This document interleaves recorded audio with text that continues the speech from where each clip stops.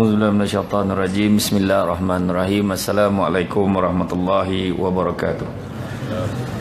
Alhamdulillahillazi arsala rasulahu bil huda wa dinil haqqi liyuzhirahu ala dini kullihi wa la karihal kafirun wa la karihal musyrikun wa la karihal muslimun.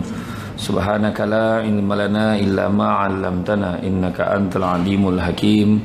Rabbi syrah li sadri wa yassir li amri wa hlul 'uqdatam min lisani yafqahu qawli. Terima kasih saya ucapkan kepada Dr. selaku pengurusi acara pada malam ini, Tuan Imam serta barisan jawatankuasa Masjid Lama Permatang Padak. Hampir dah saya berhenti masjid yang depan tu tadi, tapi apalah nama payo-payo pula ni kan, Masjid Payo kan. Jadi rupanya ni dia. Tak adalah nampak lama dah lawa masjid ni kan. Cantik. Oh, baru tukar kapet. Ya, okeylah kan, cantik tu. Alhamdulillah. Seronok saya tengok orang lelaki ramai. Banyak tampil saya ceramah tetap perempuan ramai. Kan hari ni lelaki ramai, okeylah tu. Kan? Jadi tajuk kita pada malam ini di sebalik korban itu. Saya pun fikir-fikir kebetulan entah macam mana saya tengok ada yang program batal. Saya pun cakap tanyalah sesiapa. Bagilah kata, bagilah kelonggaran sikit siapa yang dah lama minta. Tengok Dr. Helmi nama keluar. Tuan Sab, saya nak tahu kalau naklah hari Ahad ni dia kosong. Yo, okey dia kata. Kan, satu dengarlah bunyi meloncek kan. Okey alhamdulillah. Saya pun seronok. Saya pun rumah mak saudara saya di Lancang Pahang ni, Lancang. Kat situ selalu lah kalau nak rasa ikan patin memang singgah situ makan. Tu antara faktor yang lewat sikit tu. Jadi alhamdulillah. Jadi alang-alang kan bukan senang nak sampai Pahang, jadi kita berhentilah ke Seboleh Kang Cemah. Kok boleh kan? Faham tak cakap saya tu? Faham kan? Mulalah dengan aku ni 9. Jadi di sebalik korban itu, bila sebut korban ni macam-macam. Korban ni dalam bulan-bulan menjelang ni dia tengah sibuk lah ni dengan orang yang nak pergi haji kan, dengan orang yang sibuk tengah berkira-kira nak keluar duit ke tidak, nak masuk bahagian ke tidak, ke nak sumbang seko ke kan. Dah sibuk pula orang juga yang mendaftar nak pergi kembara korban di Kemboja lah, pergi ke selatan Thailand lah, macam-macam. Dah mula dah ada perancangan-perancangan tertentu. Saya sendiri pun hari raya haji ketiga akan bergerak ke Kemboja juga bersama sebagai peserta, bukan ketua, ada peserta, dengan harapan tak ada orang suruh saya ceramah kat sana lah, supaya boleh rehat ceramah ya kan. Tu lah. Jadi alhamdulillah. Jadi kalau kita tengok korban ni sebenarnya tak kira lah kita pergi haji ataupun kita mengerjakan ibadah korban dan apa-apa ibadah sekalipun, bukan perbuatan itu yang menyebabkan kita ni, bukan perbuatan itulah yang sampai pada Allah, tetapi yang sampai pada Allah tu adalah keikhlasan kita. Jadi yang tu saya akan sentuh nanti di penghujung tu, saya akan sentuh tentang keikhlasan. Sebab kalau kita tengok perbuatan kita tahu macam contoh orang nak pergi haji ni kan, panggilan haji. Ada yang pergi tiba-tiba dapat pergi. Ada orang ni kalau hari ni daftar insya-Allah, kalau tak ada apa-apa aral melintang, hari ni baru daftar insya-Allah kita berpeluang pergi haji pada tahun 2080. Kan contohlah kalau hari ni daftar. Kan, jadi masa saya dulu daftar alhamdulillah tak lama lagi nak pergi 2035. Pun lebih kurang ya, bengkok-bengkok pun sampai kan. Kira macam ni tu sebabnya barulah saya faham apalah maksud bila dah pergi umrah pun faham. Orang pergi umrah dia je tahu, orang nak pergi umrah dah pergi haji dia je tahu nikmat apa sanun. Orang yang tiba-tiba kena pergi dia macam risau sikit. Dia tak ada preparation, tiba-tiba dia sebagai ketua kampung atau imam dapat pergi percuma. Perannya monong tu, mak macam mana ni tiba-tiba kena pergi pula. Kena lah kawan-kawan yang tak membantu kan, lantaklah kau sembahyang dah lah tak cukup, mampulah kau kat sana. Dah kacau kan, contoh macam-macam lah kan. Macam-macam dia masa nak pergi jangan cakap pergi haji, pergi umrah pun ada. Saya nak cerita ada satu kisah yang kisah benar kat Seremban. Bukan Seremban lah, Negeri Sembilan, tak payah sebut daerah lah. Bukan Seremban pun, tapi ada satu daerah di Negeri Sembilan. Belah-belah kau pilah sikit dah. Kau sebut juga sudah kan. Tak, kisah tu depan mata saya. Depan mata saya ada seorang perempuan ni dah lama bertahun-tahun tak bertegur siapa dengan kakak dia. Tiba-tiba dia kata nak minta maaf dengan kak dia. Kak, dan banyak salah dengan kau kak, banyak salah kak, maafkan dosaku kak kau kak, minta maaf banyak-banyak.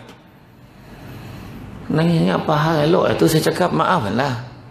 Dua kerja yang paling susah dalam hidup kita ni. Dua kerja paling susah, minta maaf dengan memaafkan. Dua-dua susah. Kadang-kadang orang tu siap pilih lagi. Aku orang lain aku boleh maafkan, tapi dia ni tak boleh. Siap pilih tu. Punya susah aku jom memaafkan ni. Jadi rupa-rupa saya pun akhirnya dapat tahu kenapa adik tu tadi minta maaf beryoyo dengan kakak dia. Rupa-rupa sebab nak pergi umrah. Masalah balik tang umrah buat perangai balik tak tahu kak balik. Nah tu perangai ada dekat orang kita ni kadang-kadang. Dia seolah-olah merasakan Allah Ta'ala dekat sanunnya.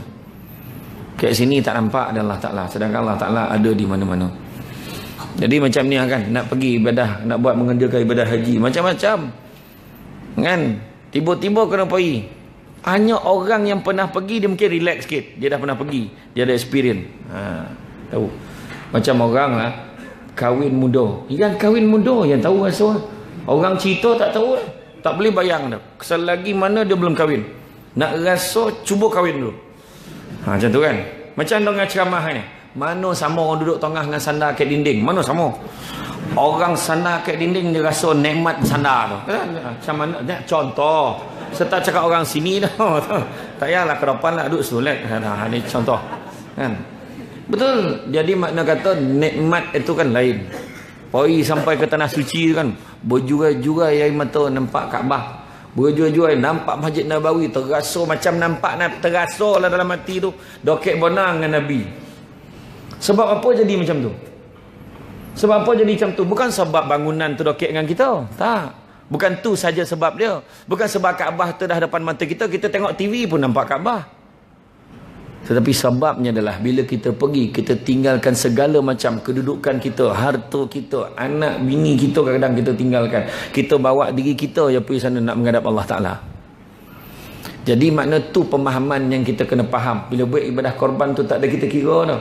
Sebab duit tu sampai masa tak bawa pergi mana pun. Iskandar Zulkarnain sebelum mati dia pesan dekat tentera dia. Sebelum aku mati, biasanya aku nak pesan kat korang semua. Kalau mati aku besok, pastikan tabib-tabib yang handal-handal. Tahu tak tabib? Dalam bahasa istilah orang Pahang sebut doktor. Tabib ni dukun lah kan. Tak kisahlah kan. Yang mengubekkan orang. Yang ngusung aku tu pastikan tabib-tabib yang handal-handal. Yang kedua, waktu usung jenazah aku tu sepanjang perjalanan kau taburkan segala harta kekayaan aku. Dan yang ketiga, bila kau usung jenazah aku, pastikan tangan aku tu terkulai keluar biar orang nampak. Jadi tentera pun tanya, kenapa kau nak buat macam tu? Yang pertama, biar tabib yang handal-handal bawa jenazah aku, usung jenazah aku, nak bagi tahu kat satu dunia, supaya sesungguhnya walau hebat macam mana pun doktor tu, hebat macam mana pun tabib tu, dia takkan dapat menghalang kematian daripada berlaku. Kau patut bawa pergi doktor pakar, kan dah mati abah kau. Bukan tu sebab dia. Nak mati-mati je. Nah, itu jangan salah cakap. Yang kedua, kenapa nak taburkan harta kekayaan? Bila kau tabur harta kekayaan, kau akan tengok nanti berabut-rabut orang ambil harta tu tanpa kau boleh buat apa-apa. Sebab apa? Nak bagi gambaran betapa sesungguhnya segala harta kekayaan tu takkan boleh bawa masuk dalam kubur. Semua kena tinggal. Orang lain akan ambil. Dan yang ketiga, bila tengok tangan terkulai layu tu, nak beritahu macam mana kau lahir dulu tangan kosong, kau mati besok pun tangan kosong. Terkulai layu di tasik madu kan? Masa tu dah tak boleh buat apa-apa, tangan tu tak mampu bergerak dah. Kau tampar lah, kau ejek lah dia, kau hina lah dia, mayat tu takkan boleh buat apa-apa. Sebab apa? Masa tu kita dah kehilangan satu sumber yang disebut sebagai masa. Nah, budak-budak sekarang sebut masa dah time kan? Dah tak ada apa dah. Yalah, buat apa? Dah terlewat. Nasi sudah menjadi bukan bubur dah, rusak. Bubur boleh makan, bukan masin kau bubur apa kan sedap. Dah habis, rusak dah. Dah basi dah. Dah tak boleh buat apa dah. Buang hukum Nah, jadi macam itulah keadaan ni. Jadi dalam kita beribadah tu, dalam korban, di sebalik korban itu, tu sebab disebut. Kalau kita tengok firman Allah SWT, kalau kita tengok dalam surah yang paling popular di kalangan suami isteri. Inna a'tainakal kausar. Surah Kausar kan. Itu memang dipertahankan semenjak dari awal perkahwinan sampai sekarang. Makna itulah ayat yang paling senang. Terosak tarawih kalau bawa 8 daripada rakaat pertama sampai rakaat ke-8 kan. Semua a'tainakal Allah. Tapi tak ada masalah dah. Tapi dalam surah Al-Kausar tu memberitahu tentang betapa kita dituntut supaya mengerjakan salat kerana Tuhanmu semata-mata dan sembelihlah. Sebab apa? Berdasarkan inna a'tainakal kausar tu, Al-Kausar itu disebut ada yang katakan sebagai telaga, tetapi ramai juga yang berpandangan Al-Kausar tu kurniaan daripada Allah yang banyak kepada kita. Bila kurniaan banyak kat kita apa tindakan kita pada yang banyak itu? Yang banyak itulah kita keluarkan sebahagiannya untuk orang lain. Dalam khutbah terakhir Nabi pun Nabi pesan, Nabi cakap sesungguhnya di dalam harta kekayaan seorang Muslim itu ada hak seorang Muslim yang lain. Nabi sebut. Walau macam mana pun, dan kojo borek dan kojo ponek, kadang-kadang kita cakap, yalah dia memanglah jadi susah hidup dia. Sebab dia tak nak usaha. Jangan cakap. Jangan cakap. Bukan sebab dia tak nak usaha. Adakah kita nak cakap dia usaha kita, maka kita kaya? Sebab usaha kita maka kita banyak duit. Jangan cakap. Sebab dengan izin Allah. Orang lain pun kerja macam nak mati tapi tak kaya-kaya. Kita lah kerja sikit je, kemudian kaya pun berlagak kata usaha kita kan. Ada orang tu usaha dia senang je, ambil satu kotak dia tulis, dia hantar minum, tiba-tiba kono, tiba-tiba kaya. Dia kata dengan izin Allah. Jangan main-main. Itu tak ada. Itu tak ada. Jadi makna kata kadang-kadang macam tu. Sebab kena ingat peluang tak sama. Allah Ta'ala bagi itu mungkin peluang. Sebab Allah Ta'ala nak uji kita. Kadang-kadang kita rasa jadi kaya senang hidup. Tak. Lagi susah hidup. Jadi orang miskin, orang tak datang rumah kita minta semangat. Kan? Dia susah ni tak payahlah. Dia ni orang kaya ni cuba minta. Mana tu kau dapat? Pernah tak orang pergi ikat orang yang tengah pegang macam ni, tabung tak, yang macam ni duduk minta sedekah macam ni? Ada tak orang datang tu, bang ada duit sikit tak, nak pinjam, nak minta semangat sikit? Ada? Tak ada. Sebab tahu dia susah. Nampak tak? Tu sebab Allah Ta'ala uji kita ni macam-macam jenis tu. Tetapi Allah Ta'ala ajar kita juga bersyukur dengan apa yang kita ada. Tu sebab yang tadi, mana Allah Ta'ala SWT firman Allah dalam surah Al-Kausar ni kata tadi, beritahu kerjakanlah salat kerana Tuhanmu semata-mata, bukan sebab lain, dan juga sembelihlah korban sebagai tanda bersyukur atas nikmat yang Allah Ta'ala berikan kat kita. Sekarang ni satu bahagian kat Pahang berapa dah kat sini? 800. Oh 600. Okey lah tu. Kat Kemboja RM250 satu bahagian. Sebab lembu tu belum naik kapal terbang. Naik kapal terbang, turun kat KLIA, sama mahal lah. Kan? Silap-silap lagi mahal. Tu ada yang marah tu. Apa bodoh kita ni negara Islam sampai import lembu aperture. Nah tu lah. Ada yang nak komplain. Kan? Makna apa? Lembu kat Malaysia tak cukup. Dek ramai orang dah timbul kesedaran nak sedekah, nak berkorban. Macam tu lah baca. Sampai terpaksa import lembu luar. Tu belum cerita lagi. Tahun ini special masjid lama Pematang Badak ada termasuk juga berapa ekor semua? 11 ekor termasuk 2 ekor unta. Bau robot lidah dah sudah. Lidah unta tu dan punya kan. Tak adalah ni. Jangan apa pula. Jangan tanyalah ni contoh ni. Kan dia tanya imam, betul ke ada unta? Tak ada. Ini contoh ya. Dia yang biasa popular yang unta ni dekat Shah Alam. Ada section 18 tak salah saya. Tiap tahun ada daripada saya belajar makin. Jadi makna kata Allah Ta'ala nak uji kita ni syukur ataupun tidak. Bahagian daripada kita bagi ke tak? Sombong tak kita? Jobor pula dah. Jobor ni sombong lah, belagak kan. Jadi kita keluarkan tak duit kita. Sebab kalau macam mana dalam korban ni, macam mana pun kita keluarkan duit kita menyamai nilai lembu tu tak sama. Tak sama. Itu sebab kalau kita tengok ya, Allah SWT juga berfirman dalam surah Al-Hajj ayat 37, daging dan darah binatang korban itu atau hadiah tidak sekali-kali sampai kepada Allah, tetapi yang sampai kepadanya ialah amal yang ikhlas berdasarkan takwa dari kamu. Itu dah. Dan khutbah terakhir Nabi pun Nabi sebut Muslim dengan Muslim yang lain adalah sama, yang membezakannya adalah amal yang soleh dan takwa antara mereka. Tu yang bezakan.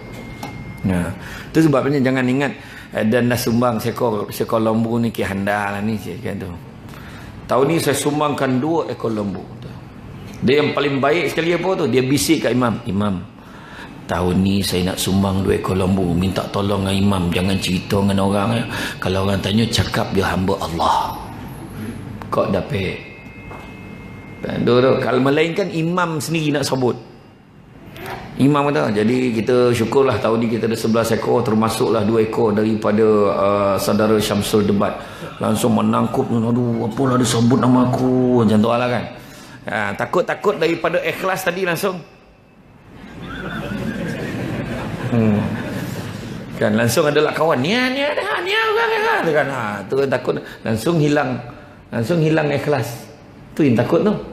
Kan kita ni baik-baik tu kadang kacau sebab tu. Tu sebab ikhlas ni kalau ikut orang putih lah, fahaman sekular, berbuat sesuatu tanpa mengharapkan balasan. Tu ya. Tetapi dalam Islam pula kita buat sesuatu kerana Allah. Kan mengharapkan ganjaran Allah semata-mata. Pengiktirafan manusia ni tak nak pun kita. Termasuklah ucapan terima kasih pun kita tak harapkan. Bahaya ucapan terima kasih ni tuan. Daripada ikhlas jadi tak ikhlas. Kita tolong, kita dah biasa, kita memang nampak sampah kita kutip. Kita dah nampak sampah kita kutip. Dah biasa daripada kocik macam tu. Tiba-tiba orang sebut, "Baguslah kau suka tengok kau kutip sampah. Memang keluarga aku memang macam ni." Daripada dulu macam dah belagak, langsung habis. Nampak tak? Itu cerita tadi tu, nampak tak? Dia memang gambar nolong orang, tapi belum apalah kau nombor lotuk ramai. Kau punya muacun kat luar tak orang, kau tak. Kan? Ya. Jadi mana kita tengok dari segi tu korban. Korban ni ingat, mana pun jangan berebut bahagian lagi dah. Saya dah cek dah, semua tompek macam tu, kecuali pematang badak. Aduh, ni adan punya berhenti, hati-hati sebab ala dah aku ni ponek baik kerja. Dia memang tak sebut upah, dia memang tak sebut, tapi dia tercakap macam tu lah. Tapi takkan ambil kira lah, dan ni ponek, tidak, dan memang hajat benar tu. Kalau boleh belah ni bagi kat aku. Apa yang ada tu ambil lah.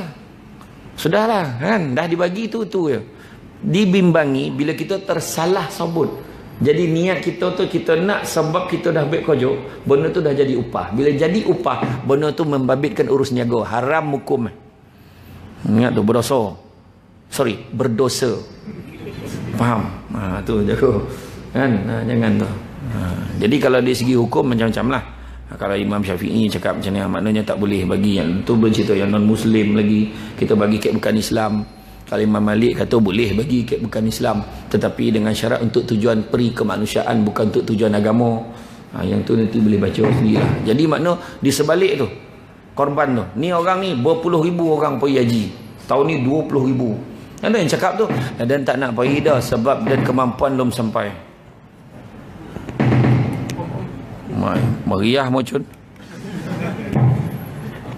Mocun dia meriah. Agak lama buat nak speaker ni. Okey. Jadi mana kata kalau kita sebut dari segi macam jemaah haji ni tadi kan. Ada yang cakap, kenapa kau tak pergi haji lagi? Belum sampai seru tu. Ayat yang biasa dipakai. Jangan cakap. Bila Allah Ta'ala dah jemput tu, pergilah. Kan? Allah Ta'ala pun beritahu, sesungguhnya aku sentiasa berada pada sangkaan hamba-Ku. Mana kalau kita sangka baik ke Allah, itulah dia. Kalau kita sangka ini, kalau aku pergi ni tahu aku kena ni. Kan? Memang tahu lah. Jangan risau. Memang. Jangan kita cakap-cakap, jangan kita sangka yang bukan-bukan ke Allah Ta'ala. Sangka baik. Allah Ta'ala jemput kita tu, anggap Allah Ta'ala dah panggil kita jadi tetamu. Pergilah. Tak kisahlah. Bukannya dia maksud mampu. Pergi kalau mampu ni, bukan hanya dengan duit kita sendiri. Kalau adalah keperluan pergi, kebetulan ada orang sponsor ataupun ada satu peluang untuk pergi tanpa kita membayar banyak, maknanya peluang nak pergi tu dah ada, pergilah. Jangan kita tunggu-tunggu lagi dah, sebab makna itulah seru dia. Ni tak belum sampai seru, seru sendiri dia pakai. Tak boleh. Kan? Ada seorang tu lagi lah dapat panggilan, ni ada satu tompek lagi, saya tak nak sebut kat mana. Dia cakap memang orang situ macam tu, tak nak. Kan? Dia dapat panggilan Katie yang terakhir ni, yang hujung-hujung ni. Dapat panggilan tu, dia boleh cakap apa? Lagi baik tak payah pergi dia tu. Dia boleh cakap macam tu. Ni cerita betul ni, dia cakap macam tu. Lagi baik tak payah pergi dia. Lambek mana dia kata. Langsung bini cakap, abang tak baik cakap macam tu. Yalah lambik mana, orang semua dah nak sudah dah, kita baru sampai. Nampak? Dia komplain. Dia asalnya senarai simpanan, tiba-tiba dapat pergi, dia cakap macam tu. Apa yang berlaku? Sampai kat sana, dia jajak ya kaki di Makkah, langsung jatuh koma. Koma, tak sadar. Sudah naik ambulans, bawa lah, menangis-nangis bini dengan ambulans tu, bawa lah mana syarat yang boleh. Dah sudah tu hantar balik. Sampai Malaysia, masuk sampai apa, bawa balik rumah, tak sampai 2 hari, sadar, elok, satu penyakit pun tak ada. Nah, tu lain kali jangan bercakap-cakap macam tu. Kita sendiri nampak cerita betul. Kalau buka buku Ustaz Daud Cengah tu lagi macam-macam. Memang betul cerita tu, bukan dibuat bukan rekaan semata-mata. Buku pergi tanah apa, kisah-kisah yang ke tanah suci tak nak baca, tanah kubur tengok. Habis-habis terapung mayat lah, terbakar kubur, terbakar kubur. Malam tadi kau tengok tak heboh dekat tanah kubur tu? Belajar tidak? Ngumpet macam tu ya. Bukan orang sini lah, tempat lain. Kan? Ya. Tu dia cerita. Sebab kita ni, ibadah kita ni sebab yang saya cakap tadi, bukannya daging, bukannya darah, tetapi ikhlas. Macam Puan Haji tadi. Dia keikhlasan dia mengorbankan duit dia nak pergi. Nak pergi sana. Bukan senang. Tinggalkan duit, tinggalkan harta, tinggalkan segala-gala pergi sana. Itu yang balik orang tu boleh cakap tu. Ya Allah, kek sanun kan. Ya Allah, semayang sonang batu. Kajap-kajap semayang. Kajap-kajap semayang. Lepas tu ngaji. Ya, sampai nak khatam dah. Sampai kek pematang badak dah mula membadak dia balik. Jadi malas dia balik sampai sini. Kan, dah mula dia malas ngaji, dah mula dia malas semayang. Apa cakap macam tu? Tu sebab pergi sana jangan niat nak shopping. Ni saya ajar sikit. Sebelum pergi kat kedai yang kat Kuantan tu ada satu kedai cenderamata dan juga barang-barang agama kan. Sejadah ke, tasbih ke, boli siap. Boli banyak simpan kat rumah. Pergi sana tak payah boli lidah. Jadi kalau orang datang kendian, banyak sompek kau beli, sompek. Jangan tanya kat mana dan beli. Sudah, contoh. Sebab kita pergi sana nak beribadah. Jangan hilang fokus. Dah lah, yang orang minta doa kan tu boleh lah kita tolong kan. InsyaAllah pertama dan doakan supaya kau sampai sanun. Yang kedua dan kan doakan apa yang kau minta ni. Contoh. Jadi doakan dia sampai. Bila sampai dia doa sendiri. Macam tu lagi elok. Kan? Ya, dan kemudian pada yang pergi, dapat pulang pergi, sebelum balik jangan lupa doa, minta mudah-mudahan kita disampaikan lagi ke sanun. Tu dia. Sebab tu tadi saya cakap tadi ikhlas. Sebab apa kita ni hidup dalam dunia ni, kita nak kerja 3 perkara. 3 perkara kita nak kerja. Tak ada benda lain dah kita nak kerja. Bukan nak kerja pangkat, bukan nak kerja apa. 3 perkara. Sebab itu je yang menyelamatkan hidup kita dalam hidup yang abadi kita di akhirat kelak. Hidup kita kat dunia ni sementara je. Tak payah nak belagak-lagak. Tak payah. Sementara sampai masa padam. Padam. Tak kira lah siapa. Nabi dek sayang kita tu Nabi minta. Umur umat aku janganlah bagi panjang-panjang. Nabi minta dah jangan bagi umur panjang. Sebab Nabi kenal umat dia. Nabi kita kenal umat dia sebab dia tahu umat dia kalau umur panjang memang panjang cita-cita. Alamat memang kosong surau masjid. Ini cuba tengok. Yang ramai datang malam ni, cuba tengok. Kategori apa? Remaja lewat. Bukan? Ada yang sebut remaja purba, tak payahlah. Remaja lewat lah. Remaja lewat. Ya. Tapi syukur. Jangan cakap. Jangan malu. Aku ni dah tua-tua pergi masjid. Nak malu apa? Jangan malu. Ada orang tu tak pergi masjid. Dah nak mati benar lah. Tak, relax deh. Saya tahun lepas, saya pergi ke pelayaran Islamik. Pelayaran Islamik naik kapal. Kapal Costa Victoria. Pek boleh tingkat kapal tu. Kapal tu pek boleh tingkat. 800 lebih bilik. Siap lift. Sosek barik mencari bilik. Saya kotuk pintu bilik tu, keluar ada orang putih pula. Apa hal pula ni? Package apa kau bagi kat aku ni? Rupa salah bilik. Bilik lain. Kan? Cuma masa sampai dekat jeti tu, saya nampak besar kapal ni. Terasa saya kagum macam mana manusia boleh fikir buat kapal macam ni. Tapi bila sampai ke tengah lautan, terasa kecil kapal yang besar. Langsung Ustaz Muhadi Jol tu pun beritahu, Macam mana besar pun dosa kita sebesar kapal, keampunan dari Allah seluas lautan. Terasa kecil kan? Cuma yang saya nak beritahu, Allah Ta'ala bagi saya peluang, waktu naik kapal pelayaran Islamik tu, orang Islam jadi minoriti dalam kapal. Bercampur dengan orang yang bukan Islam, yang berjoget, yang minum arak, yang kasino. Kita orang, saya dalam perjalanan poi ke tu memang lalu, bukan singgah tau. Memang lalu kasino tu, faham? Kan kau gama musing cakap ni, lebih dan cakap tu kan. Lalu ke kasino tu, saya nak cerita dengan tuan-tuan, ada seorang perempuan tua. Saya ingat paling tua yang boleh saya terbayang, duduk kat kursi roda, boleh pegang tu tiang jackpot tu. Dah nak mati mana, nampak dah. Nak tunjuk betapa teruk bila dah tua, tak ada arah hidup, macam tu lah. Masih fikir apa benda je nak kerja duit tu, nak buat apa duit tu. Kok dia menang sekali pun lah. Nak buat apa? Jadi syukurlah kita tua-tua dekat masjid. Syukurlah kita budak-budak lidah sampai masjid, walau apa pun sebab Dan bila ada orang tiba-tiba datang masjid, raikan dia. Jangan kita sindir dia.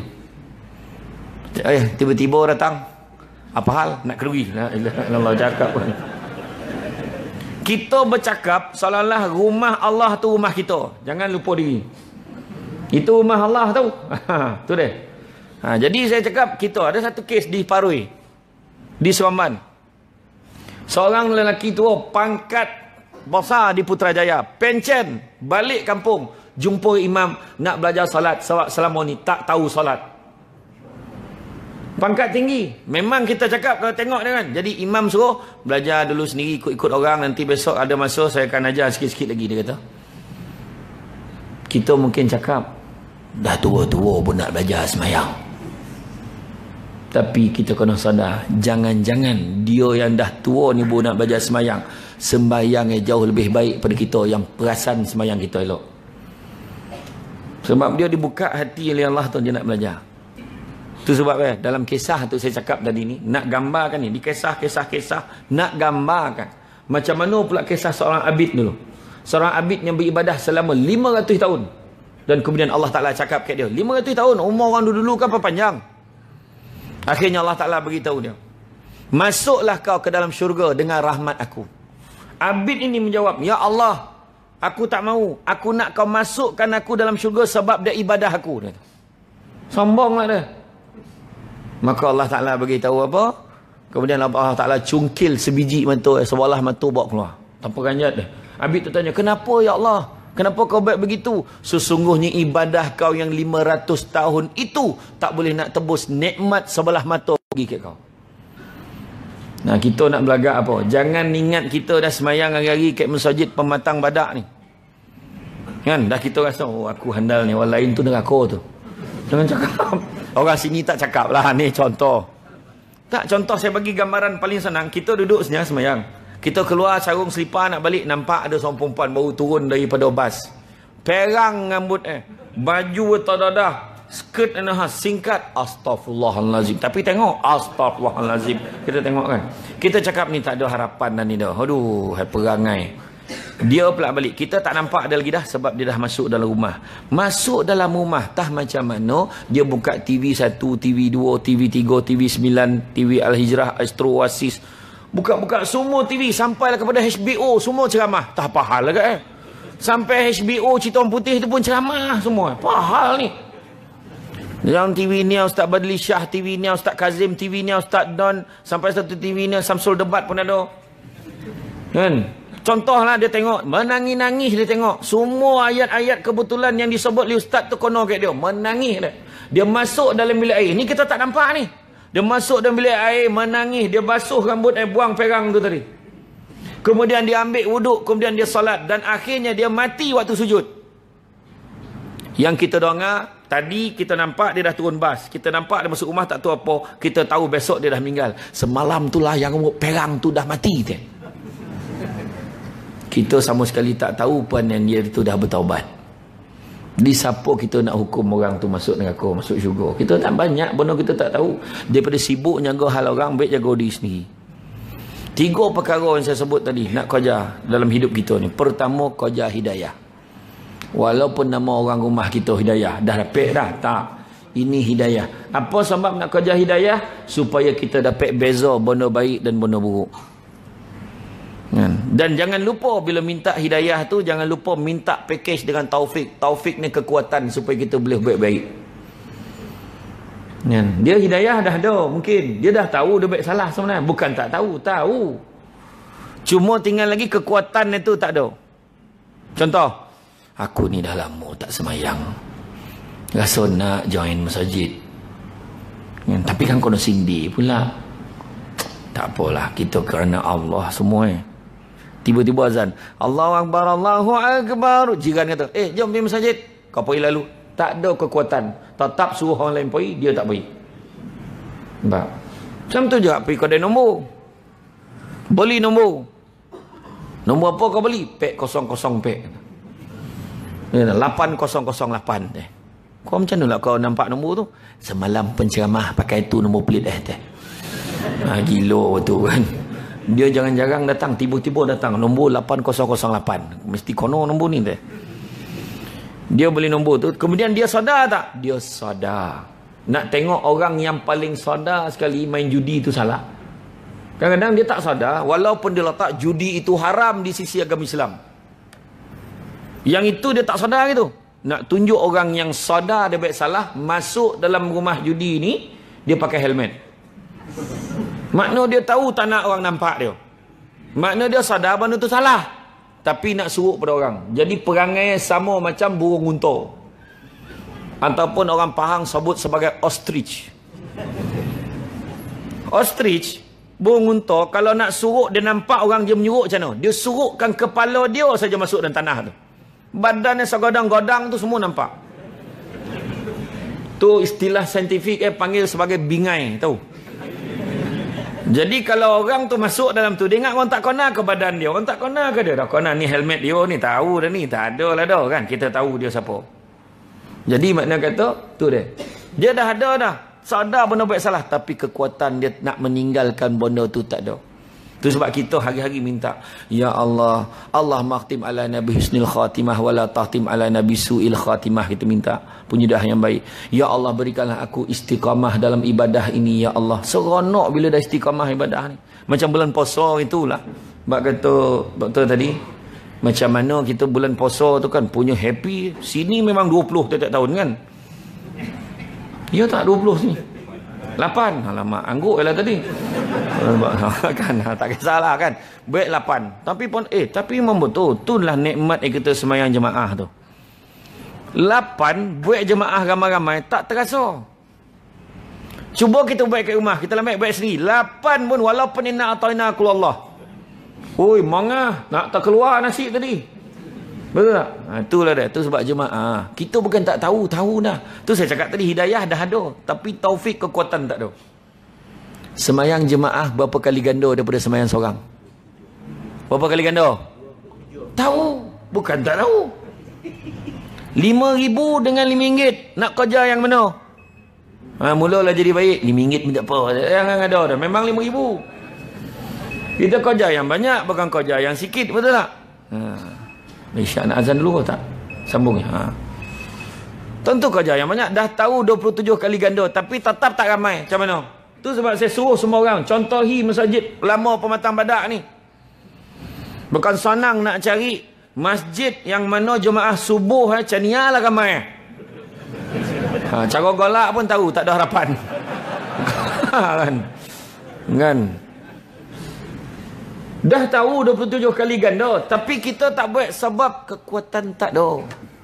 Kena kuat orang yang dah dapat datang subuh tu dia seronok tu. Seronok.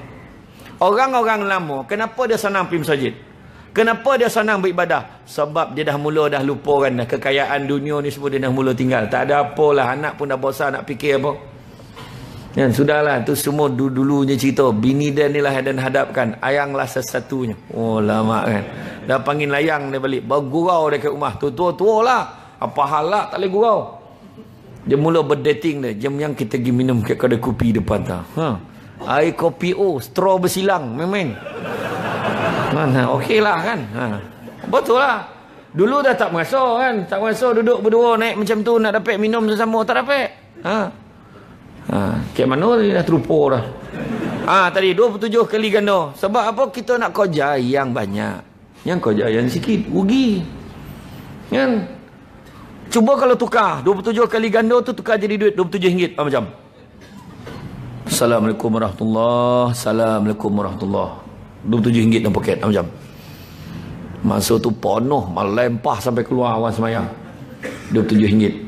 Orang perempuan kat balik tabir tu dah tahu dah burak macam mana. Kau dah berapa lama dah semayang sini senah. Bukan nama sebenar. Jangan terasa lah senah kang. Kau dah berapa lama semayang sini? Baru 2 minggu. Banyak duit kau. Aku baru tahu tak berguna betul jiran aku tu. Tak ada beritahu kat aku yang dapat RM27. Marah dah tu.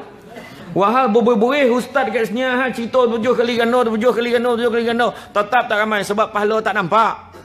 Cuba kalau nampak macam duit tu penuh. Orang lelaki dia tak cerita pasal berapa lama dah semayang sini. Itu soal kocik remeh-temeh. Orang lelaki kan bincang soal dasar. Agak-agak kau lah. Kalau kita makmum dapat 27, imam dapat berapa? Tu soalan. Tu soalan yang dia akan tanya. Ditahan ni motor imam cakap. Imam dapat berapa? Cakap. Imam pula semua akhiratnya. Allahu Akbar. Imam. Tak ada apalah. Adalah. Allah Ta'ala bagi. Syukur. Baik imam cakap. Tahu torang. Jangan bagi orang tertanya. Dia tengoklah kalau banyak terlupa-terlupa tu. Ni contoh lah. Kalau banyak terlupa-terlupa tu kurang. Kalau khusyuk lebih sikit lebih. Tapi busuk-busuk pun RM40 tak lari lah. Malam tu bertumbuk nak jadi imam. Sebab dek duit. Sedangkan duit tu sementara nilai. Sedangkan pahala yang Allah Ta'ala janjikan kita tu. Ganjaran yang lebih besar. Tu pertama hidayah nak kerja. Yang kedua kerja maghfirah. Minta keampunan daripada Allah. Maghfirah ni. Siapa berani cakap dia tak ada dosa? Alhamdulillah semenjak imam baca doa awal tahun hari tu sampai ni belum ada dosa lagi dah. Tak ada. Melampuh dosa termasuk yang bercakap ni. Ada dosa mesti ada. Kadang tercakap itu. Masjid dia kan la ilaha illallah. Taruk batu. Ai mulut cakap. Jangan cakap macam tu. Masjid ni bayar sikit la ilaha illallah. Contoh lah kan? Contoh. Tak ada. Ni kadang-kadang manusia ni kadang terdetik. Sudah ni fikir, ya Allah, kenapalah cakap macam tu. Kita istighfar dah ke? Astaghfirullahalazim, kenapa cakap macam tu? Ya. Saya pernah ceramah bagi. Saya ceramah kat Johor. Tahun lepas. Tiba-tiba, bila lepas salam tu dah balik tu dia suruh sign. Saya tanya, awak kan tu bagi envelope tu. Umat banyak ni. Dia kata, alhamdulillah rezeki hari ni bagi cash tu. Saya pun okey lah. Saya pun pergilah sampai kat bank. Sampai kat bank saya kata, sebab saya tak biasa pegang duit banyak. Sebab orang perempuan boleh bau. Sebelum dia bau, dia masuk dalam bank dia kata. Dia macam bau belerang lah orang perempuan ni. Dapat duit dia tadi. Tahu. Saya pun pergi kat bank tu, saya masuk. Saya buka envelope tu, tengok ada 3 ikat duit. Saya masuk ikat yang pertama tu, RM10,000. Mak banyak ada 2 ikat belum masuk ni.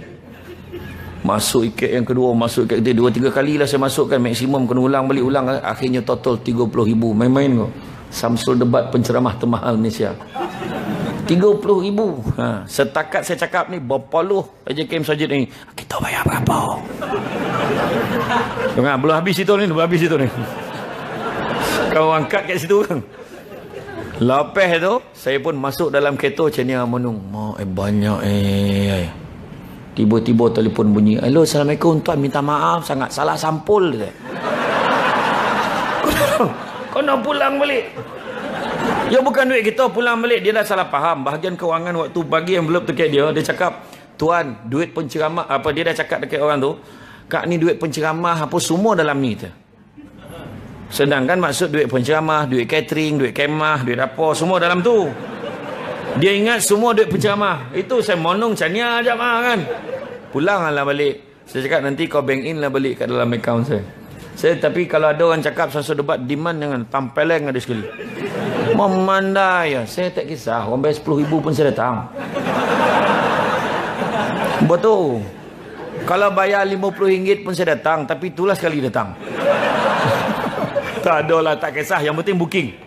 Yang penting booking tu kono kan. Itulah alhamdulillah. Siapa sangka malam ni pembatang badak dapat awal alhamdulillah. Kan tak sangka. Saya ingat kan Dr. Helmi kan, saya tanya kok dia cakap, oh tak sampai. Saya ingat macam tu. Ayat dia. Okey, sekejap. Kalau luar daripada universiti boleh tak? Kat masjid. Boleh. Kata. Okey, lagi ramai saya pergi masjid. Budak universiti ni bukan apa. Sebab jarang budak universiti suka kat saya. Omak dia yang suka kat saya. Tu masalah tu.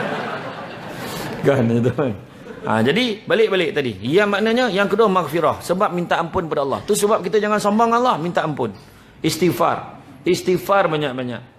Kita pun tahu istighfar adalah satu di antara 7 sunnah Nabi yang terbesar yang Nabi tak tinggal. Nabi memang buat.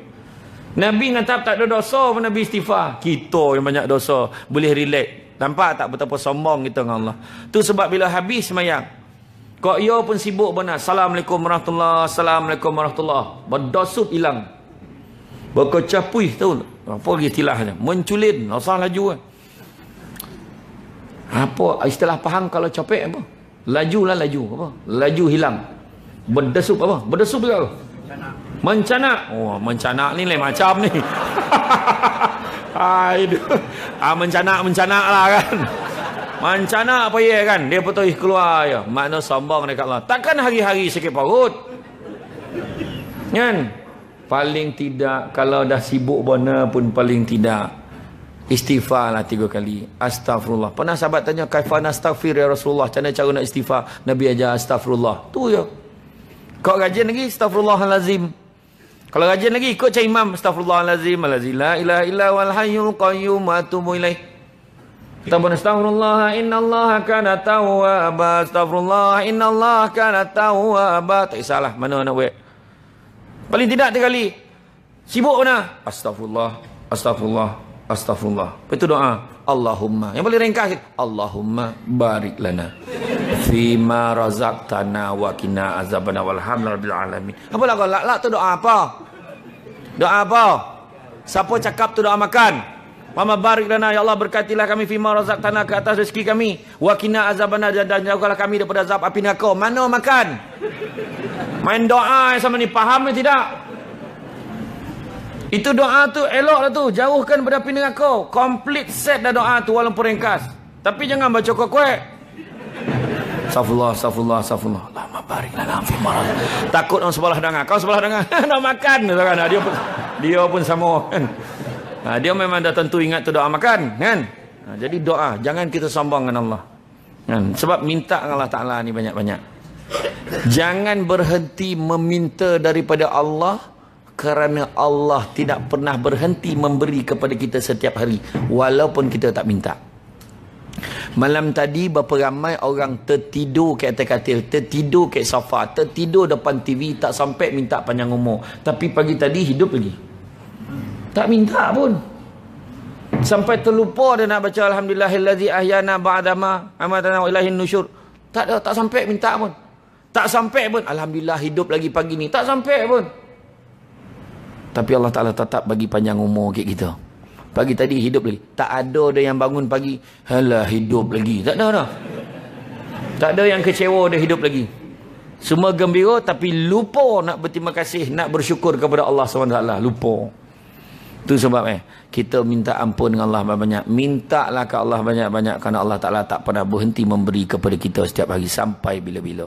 Dan yang ketiga, bila disebut tentang apa yang kita nak kerja setelah cari hidayah, setelah kita cari maghfirah, yang ketiga, carilah rahmat.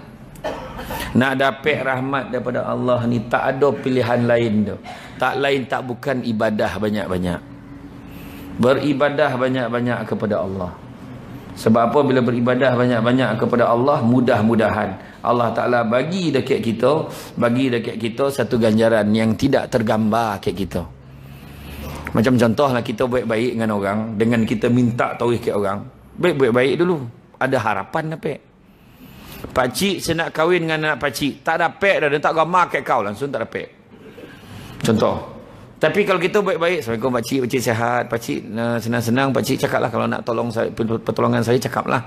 Waktu modal tu, nak ngurat anak orang tu. Kalau pakcik ada apa-apa bantuan yang pakcik perlukan, cakaplah, insya-Allah saya boleh bantu. Saya memang tak boleh tengok orang tua yang dalam kesusahan. Kan. Ni kau ni baik botol jang, tak adalah biasa-biasa cik, saya memang macam ni cik. Besok tu cakap, pakcik nak ke surau, bak saya hantarkan. Pakcik nak ke masjid, bak saya hantarkan. Saya memang suka ni. Daripada kecil, daripada dulu saya bawa ayah saya, walaupun saya tak pergi. Nampak? Dengan hantar je, katakan. Tapi mana bila buat baik, akhirnya kau ni baik betul, nampak. Kau ni ada apa-apa yang pakcik boleh tolong, tak ada apa lah pakcik, saya nak benar ke anak pakcik. Tapi tak apa, saya tak paksa dah pakcik, cuma saya berkenan dengan anak pakcik. Senanglah pertimbangan orang tua tu. Dalam kes Allah Ta'ala ni pula, dengan Allah Ta'ala beribadah banyak-banyak, kita serahkan Allah Ta'ala supaya bagilah apa yang terbaik untuk kita. Nampak? Jangan kita risau-risau. Kadang-kadang kita tengok, kadang-kadang kita nakkan sesuatu, tak dapat, bukan bermakna Allah Ta'ala tak sayang kat kita. Mungkin Allah Ta'ala bagi yang lebih baik untuk kita. Bini kita mungkin tak lawa macam Fazura. Saya tengok Fazura tu biasa ya. Tapi tak tahulah pandangan dia terhadap saya. Wah, kaedah kan. Tak adalah. Contoh, isteri kita mungkin tak secantik pelakon-pelakon tu, tetapi isteri kita pandai masak. Tak ada lawan orang lain dah. Nampak? Dia masak ikan patin muncung. Muncung panjang dek podeh kan. Contoh kan. Saya teringat beli ikan patin kat Temeloh tu. Budak yang jual tu cakap, bang, patin muncung RM600 sekilo. 600 lebih. Betul ke? Betul. Patin buah 200 lebih, patin muncung 600 lebih. Kami kalau makan ni memang pahit, tapi kalau jual manis tu. Aku puas mikir maksud dia. Oh, makna dia kalau meniaga untung, katakan. Kalau dia makan sendiri memang rugilah, kira macam tu lah kan. Baru saya faham. Balik pun yang mikir, maksud dia kenapa lah dia makan pahit, kan? Awak lurus je kadang-kadang. Nah, jadi makna kata kita buatlah minta rahmat daripada Allah. Sebab dengan rahmat Allah tu sebabnya bukan sebab ibadah kita ni tau. Kita ibadah ni dengan harapan mudah-mudahan Allah Ta'ala bagi ganjaran yang terbaik untuk kita. Tu sebab di sebalik korban itu yang kita nak cerita tadi adalah ikhlas. Ikhlas. Kita apa beribadah? Ikhlas. Biarlah lillahi ta'ala. Tu sebab macam buat apa pun, kita datang masjid lillahi ta'ala, kerana Allah. Tolong orang lillahi ta'ala. Hari ni walaupun kita sebut tabung tu tujuannya untuk apa? Untuk pembinaan, untuk tindakan nak pelebaran, nak pembangunan masjid, untuk madrasah dan sebagainya. Tak kira apa sebab, tapi lillahi ta'ala tu paling mustahak.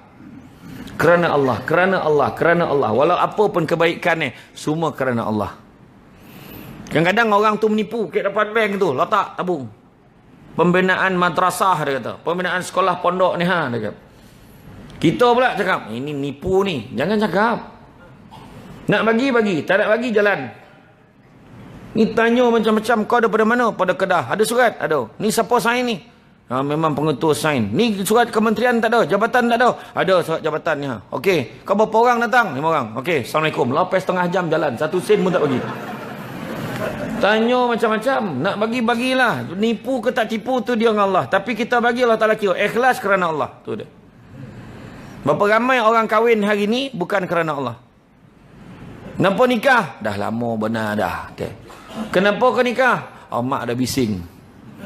Kenapa kau nikah? Umur dah 28 dah. Lambik benar dah ni. Kan bila nak beranak je. Lupa dia kerana Allah tu. Lillahi ta'ala tu tak sampai. Dan kebanyakan lelaki yang kahwin kerana Allah adalah lelaki yang dah kahwin. Sebab dia tak ada alasan lain. Tu alasan yang ada kan. Kenapa abang nak kahwin? Abang kan ada isteri? Kerana Allah. Mak kan main jawapan kan. Kalau boleh didik anak kita semua kerana Allah. Sembahyang tu kita aja lillahi ta'ala. Hujung tu lillahi ta'ala. Usalli fardal maghribi salasa raka'atin ma'muman lillahi ta'ala. Hujung tu kerana Allah, kerana Allah, kerana Allah. Nampak tak? Tu dia. Kadang-kadang bila ikhlas ni adalah benda yang misalnya saya cakap tadi, dia harapkan betul-betul ganjaran pada Allah. Tadi bila dia menyumbangkan korban lembu, kabau, unta, semua kerana Allah, tak ada sebab lain tu. Allah Ta'ala uji kita tu sebab biarlah kita rasa yang kita ada tu memadai. Tak adalah kita rasa tamak macamlah boleh bawa mati, tak boleh dah. I am for A. Saya selalu bawa I am for A, bukan I am for you dah. I am for A. A huruf besar. Ingat mati for Allah. Kalau ingat mati, tentu politik okey. Tak membohong dah. Malahan kalau dia ingat mati, tak berani dia jadi YB tu dah. Betul. Termasuklah YB yang berceramah. Mak. Betul, kalau kita lah berobot-robot tak nak. Kalau betul ingat mati. Bukan senang jadi wakil rakyat. Susah lah. Bergaduh-gaduh baik apa, tak berbaloi. Kan dapat jawatan seponggal, kena kutuk berpanggal-panggal. Betul tak? Semua cerita ke orang. Jangan minta-minta jadi ketua ni. Jangan minta-minta jadi pemimpin. Tapi kalau dah dipilih, anggaplah dia sebagai, terima sebagai satu amanah. Tu dia. Kalau politik tentu takut nipu orang. Oh, janganlah, aku tak nak mati besok, amanah aku tak buat. Tu kita takut. Politik tentu okey, tak membohong orang. Kedua, ekonomi pun tentu okey bila ingat mati. Tak ada yang bohong. Hari ni orang bukannya menipu meniaga nasi lemak dah. Hari ni orang tergamak menipu dalam hal-hal ibadah, termasuklah pakej umrah tipu orang. Bayar 4,000 saja makcik dah boleh pergi umrah dah. Lagi 3,000 ada datuk nak sponsor. Sudah kawan tu tawaf kat KLIA. Ya kelintau kat situ tak tahu nak buat apa. Sudah balik Pahang balik. Lah dah balik ke? Doreh balik. Balik hari ya tu. Bayanglah pergi umrah balik hari.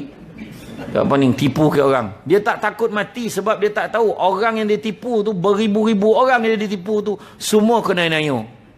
Dah lah kena aniaya. Dah kena aniaya. Dia pun berdoa kepada Allah, doanya tidak ada rabla. Terus sampai ke Allah, langsung makbul. Matilah kau, semua doa bagi dia mati. Mati.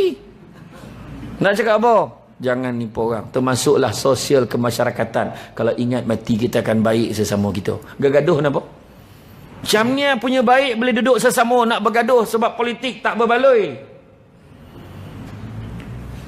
Apa Nabi ajar? Nabi suruh sayang siapa? Cuba tengok Nabi sayang siapa. Kita ikut Nabi. Pertama, Nabi sayang isteri-isteri Nabi. Maka kita kena sayang isteri kita. Faham? Faham perempuan? Kalau faham mangguk, tak faham geleng. Faham tak? Ramai ngangguk lah. Tak, maksud isteri-isteri tu sebab ramai lelaki, ramai lah isteri je. Faham? Ya, kan kau sekejap lagi dia mesej kat doktor. Doktor jangan panggil dia penceramah ni tu. Tapi habis tu orang perempuan tak ada isteri macam mana? Maknanya sayanglah pasangan sebab Nabi sayang pasangan kita, sayang pasangan kita. Satu. Yang kedua, Nabi sayang ahli keluarga Nabi. Kita kena sayang ahli keluarga kita. Yang ketiga, Nabi sayang sahabat-sahabat. Kita pun kena sayang sahabat-sahabat. Termasuklah jiran tetangga kita, masyarakat kita, jemaah kita ni. Kena sayang. Dan yang keempat, Nabi sayang umat Islam yang berpegang teguh pada syariat Islam. Maka selagi mana dia pegang syariat Islam, kita sayang dia. Nabi tak ajar kita jangan ikut dia, jangan sayang dia sebab dia tak sama pahaman dengan kita. Nabi tak ajar. Selagi mana dia pegang syariat Islam, kita ikutlah. Itu dia. Faham ya? Ingat mati for Allah. Jangan kita apa? Jangan poning-poning kepala. Kan? Sebab Allah Ta'ala uji kita. Uji muda dengan tua. Uji sihat dengan sakit. Uji lapang dengan sempit. Uji hidup dengan mati. Dan uji kaya dengan, bukan dengan miskin. Allah Ta'ala uji kaya dengan kecukupan. Ada orang kaya tapi tak cukup-cukup. Ada orang tu miskin tapi cukup segala-gala. Tak percaya tanya orang-orang lama. Dulu nek moyang susah hidup. Susah nak makan. Tanya siapa Jawa sini? Angkat tangan. Mula dia tak ngaku. Pahang ni ramai ya Jawa. Jangan tak ngaku. Ada tak? Ada belakang ada seorang. Saya pun ada darah Jawa tau. Belah mak saya Jawa, belah ayah saya Minang. Tu muka macam Pan Asia tu. Jawa campur Minang jadi janang. Masyarakat Jawa kan, mak saya dulu dia kan sayur bening kan, yang sayur air tu. Torong dia letak apa bende ke apa macam tu ya, masak air macam tu ya. Sedap makan.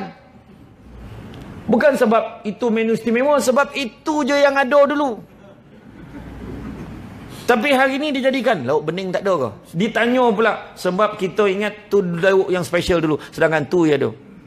Pucuk ubi, cacah dengan sambal belacan. La ilaha illallah, sadap. Itu je yang ada. Pucuk paku, budak sekarang pucuk paku pun tak kena. Kan? Nak menunjukkan. Nak menunjukkan apa? Dulu diajar cukup. Bukan diajar tentang apa lagi yang tak ada. Tak diajar cukup tak? Itu sebab mak saya bila marah saya dulu, apa lagi yang tak cukup? Dia tanya. Bukan tanya apa lagi yang tak ada. Memang banyak tak ada ni. Tanya apa lagi yang tak cukup. So kita syukur. Apa lagi yang tak cukup sampaikan kau payah sangat nak berkorban, nak masuk bahagian korban tu? Apa lagi yang tak cukup sampaikan kau ni payah nak pergi haji?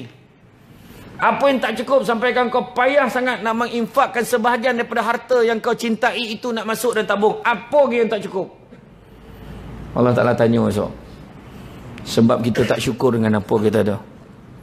Baca surah Al-Kawthar tu faham betul-betul. Kurniaan yang banyak Allah Ta'ala bagi kat kita. Kita jangan baca Allah Ta'ala tak sayang kat aku sebab dia satu bondo kita tak dapat. Kita tak dapat naik pangkat kita marah. Sedangkan banyak lagi Allah Ta'ala bagi kat kita. Kita tak dapat jadi ketua kampung, kita marah semua orang. Sedangkan berapa banyak lagi nikmat yang kita ada. Kita tak dapat beli kereta baru, kita marah. Sedangkan berapa banyak kali dah kita tukar motor, tak pernah fikir. Betul? Betul? Kadang-kadang kita terlupa. Sibuk tengok apa yang kita tak ada, sehingga terlupa melihat apa yang kita ada. Itu yang bila dah bercerai dengan bini, baru tahu betapa baik bini dia. Okey, perempuan. Ada juga untuk orang perempuan ini. Macam ni ya, orang perempuan lah. Betul. Tu sebab kalau nampak orang ada kelebihan, tu salah satu tanda ikhlas. Nampak saudaranya ada kelebihan, dia pun turut sama gembira. Tu salah satu ciri ikhlas. Dia tak ada rasa dongki, berlagak, tak ada. Dia pun rasa seronok sama. Tu sebabnya kita keluarkanlah mana yang kita boleh keluarkan. Kalau boleh bagi sekor, boleh masuk bahagian, masuk. Saya kira-kira mana lah. Tu sebab dalam surah Al-Imran ayat 92 tu kata, belum sempurna kebajikan seorang mukmin selagi mana dia tidak menginfakkan sebahagian daripada harta yang dicintainya. Mana keluar tu terasa. Masuk kat tabung tu, kalau masuk RM1 tapi tak terasa, tak sampai lagi dah. Lalu tabung, zap RM1. Berapa kau bagi? RM1 lah rasa. Nampak? Dah sampai terlupa lah dia berapa dia masuk. Dia sampai berhenti tangan tu, makna okey tu. Lalu tabung depan dia macam mana? Berhenti. 100. Aduh, nak masuk ke tidak? Nak masuk ke tidak? Ya Allah. Lama dah tabung depan dia. Nak masuk ke tidak? Yang kiri kanan dah lagi berdebar ni. Masuk ke tidak? Masuk ke tidak? Makna benda tu ada kesan. Akhirnya bila dia masuk, mata tak putih-putih mandang kat tabung tu. Betul ke tindakan aku ni? Betul. Sampai besok menung macam ni. Aduh, 100 tu kan. Makna bagi yang kita terasa. Kan? Memang payah. Contoh korban tu. Jangan nampak kocik tu. Walaupun orang tu kaya, bila dia bayar 5,000 tu terasa. 5,000 untuk lambu sebab nak bagi kat orang. Dia pun dapat berapa bahagiannya. Kalau dia dapat pun. Bagi ke tidak? Tu satu benda yang besar mana Allah Ta'ala akan nilai. Tu sebab bagi. Macam contoh kita nampak orang bagi sedekah kan, lalu tabung. Dia bagi RM5. Yang sebelah tu 100. RM5 ni. Tuan 100 bagi. Kosan kawan tu 100 dengan tahap dalam bank ada 5 juta. Jadi 100 tak rasa apa. Yang budak yang bagi RM5 tadi rupa dalam poket memang tinggal RM10. Dia boleh bagi RM5 5 per 10, 50% lagi handal dia. Itu sebab kita tak ukur kat situ. Tu sebab saya cerita tadi, bukan nilai yang tu, tetapi keikhlasan hati nak bagi. Nampak tak? Lagi satu, ikhlas jangan ngungkit-ngungkit. Orang lelaki jangan ngungkit-ngungkit. Dah macam-macam aku baik untuk kau. Semua. Bila ungkit dia, malaikat padam ni. Padam. Dulu masa aku jadi AJK masjid tu, apa aku tak buat. Itu semua aku baik. Yang ni aku baik. Yang ni aku baik. Habis padam. Tak ada nilai. Jangan sesabut dia dah. Dia orang lelaki tak risau benar, ada orang perempuan. Macam-macam dah saya buat untuk abang. Tu apa tu? Jangan sabut, rugi. Saya masak untuk abang hari-hari. Malaikat padam ni. Masak hari-hari, padam. Abang sakit belakang, saya picit belakang abang. Picit belakang, padam. Yang paling rugi, berapa ramai anak saya lahirkan untuk abang. Lagi muflis pahala. Pahala beranak tu paling besar tu, jangan disebut-sebut. 8 orang anak saya lahirkan. Tergamak abang baik saya macam ni. Padam. Jadi orang perempuan jangan ungkit-ungkit. Rugi. Orang lelaki tu nak buat apa, biar dia. Tapi jangan sesabut tu. Faham? Kan? Abang tak pernah fikir jasa saya. Macam-macam dah saya buat. Jangan spesifikkan supaya takut pahala kena padam. Suami pun cakap, apa yang kau buat? Lu fikirlah sendiri macam tu. Macam tu saya cakap. Kan sabut-sabut kena padam, baik jangan sabut. So dia fikir sendiri kan. Macam tu je. Macam tu tak apa. Ini kau sabut ni langsung kena padam. Jangan. Nabi pun tak nak sebut kebaikan Nabi. Betul tak? Nabi pun tahan dia macam-macam. Kita kadang marah, jadi marah ke orang sebab kalau kena kutuk sikit marah. Kena tukuk sikit marah. Saya pun kalau fikir marah mungkin dah berhenti ceramah Dalam Facebook ni macam-macam dah orang tulis. Berapa banyak Facebook Ustaz Samsul debat. Saya tak pernah letak Ustaz dalam Facebook saya. Saya letak Samsul Amri Ismail. Samsul debat tak pakai, saya tak pernah letak Samsul debat. Orang lain yang letak. Panggilannya lah. Orang panggil Samsul debat. Ada yang tanya tu. Kenapa nama ayah debat? Kata. Saya cakap bangang tu simpan sikit kata. Orang tengok pun tahu gelaran kan. Tapi memang nama gelaran aja kan. Dia tulis macam tu. Lepas tu dia masukkan macam-macam. Mula-mula dia letak ceramah saya. Pandai dia. Lepas tu lepas tu dia masuk ceramah. Saya perhati. Lepas tu dah mula dia soal jawab. Kacau. Masa bila pula dia jawab soalan ni? Lepas tu yang terbaru, yang menjadi kegemparan baru-baru ni, dia masukkan artikel. Ketahuilah, suami isteri kalau bersentuhan tak batal wuduk. Lepas tu bawah tu Samsul debat. Kurang hajar betul. Langsung pejabat mufti pun tanya saya. Bermesyuarat ni sebab orang mengadu sama pejabat mufti. Saya kata itulah fitnah punya teruk orang. Mujurlah tahu lepas kebetulan saya dah letak dah. Saya kata selain daripada Facebook yang ni yang ini, itu bukan buah tanggungjawab saya. Saya takut besok kalau dengar Samsul debat travel jangan saya. Kan besok jual barang lah, apalah ni lah. Yang kat luar tu betul lah sahabat saya. Dia memang menego kat tompek saya ceramah. Tu kebanyakan bukan barang saya tu lah. Tu semua barang dia. Kan kau cakap Samsul debat pun dah menego sini. Main-main ya. Kau maaf cakap dia kan.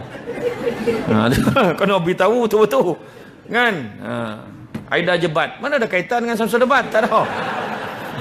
Kan? Jangan membuat cerita.